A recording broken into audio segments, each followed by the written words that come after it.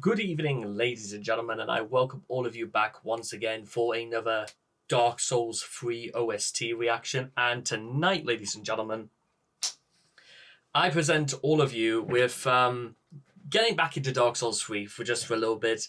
It's worth mentioning is that a lot of the pseudo okay to just kind of there boss fights in Dark Souls 3 they are still pretty good. They're just probably there could have been a little bit more than what they should have been.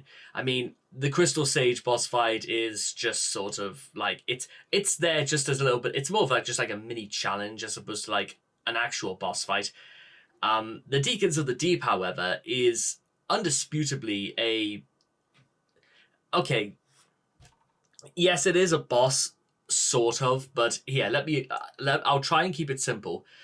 Previously, when we discussed bosses like the Royal Vanguard and the Celestial Emissary, those sorts of fights don't really click with me because they're not particularly difficult. You can abuse them very easily, and well, what can I say? They're just their movesets aren't particularly very versatile.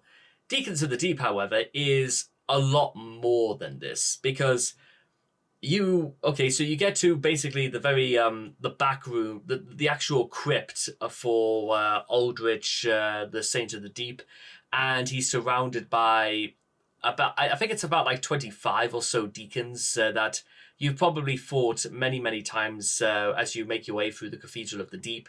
And well, basically the rule of thumb is basically just defeat the red deacon because he's orchestrated by a red light glowing all around him, and you just keep doing this until you get to the second stage, which, to be fair, the second stage isn't too difficult once you get around to it, but it's actually a much better challenge. It's not really a DPS challenge. The real challenge of the Deacons of the Deep is like testing like ultra great swords and weapons that are powerful enough to basically cleave through several opponents at once, because by this point in the game you should have sort of come to sort of a realization where powerful weapons in the game can be powerful in very specific situations. Like the Executioner's Greatsword or the Zweihander are absolute monsters in this sort of boss fight because you can literally go through 5 deacons at a time, sometimes one-shotting them, depending on... I mean, to be honest, if you could pick up a Zweihander or the Executioner's Greatsword and just level it up naturally, you absolutely can just go through 5 to 6 deacons at once and kill the red littered deacon long before any of the others have respawned. So if you are a fan of that sort of play style, then this is the fight for you. Even the second stage is a bit harder because the deacons that do summon are quite a lot harder than before. But what goes even harder is the soundtrack, which is gorgeously atmospheric for basically a circular crypt with an entire tomb the size of a building in the middle and nothing but hollowed out deacons in a very dark room, and they're here to stop you from whatever they think you're doing, apart from probably disturbing their Lord of Cinder.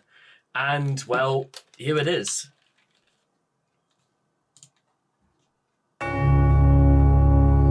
Just doom.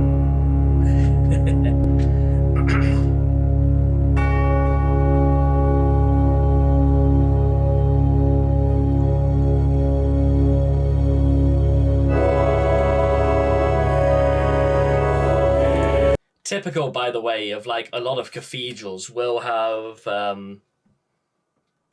will basically have a harmonia playing somewhere in the far distance, which again, it makes sense. It's very in line with fighting these things inside a cathedral, but it only just makes the fight even creepier the way they play it in this stance.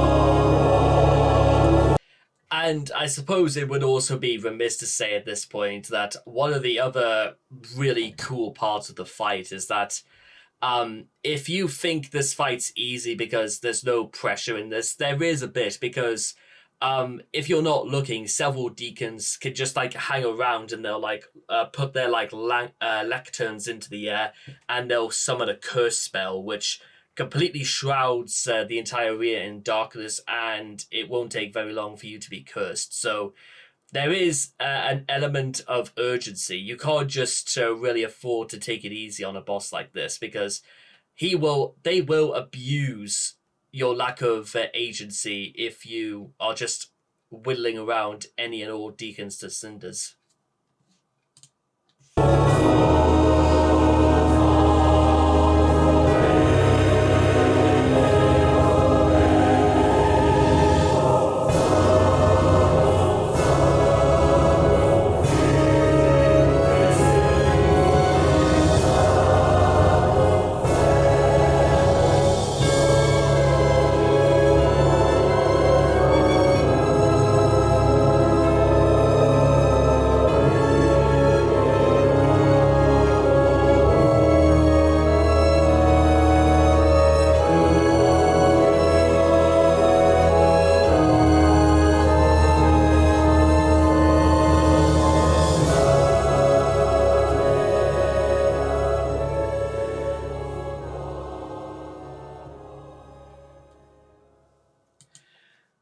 It should also be worth mentioning is that, as I mentioned before, the addition of the curse mechanic that comes into this, it gives me the impression that this choir will literally not stop humming until you actually get rid of it.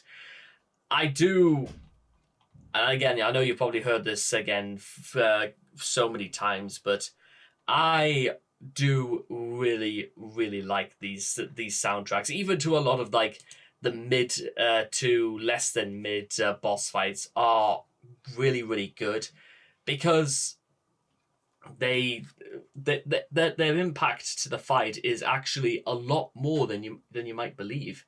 And again, when it comes to the case of Deacons, if it's meant to be creepy and unnerving, and it's meant to be bizarrely atmospheric for what it absolutely should be. I mean, atmosphere does count for a lot sometimes, and especially in Dark Souls 3 with that extra layer of polish that you probably hadn't seen before in like other Dark Souls games.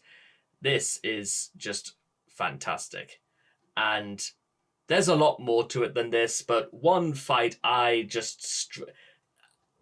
do actually want to sort of like explore before we move on again is sort of does the worst boss fight in Dark Souls 3 have the best OST? And I think you guys probably know what's coming, but let's check it out for ourselves, eh? So I will hope to see all of you guys again in the next video. Take care, and bye-bye for now. As soon as I can push the push button, and there we go.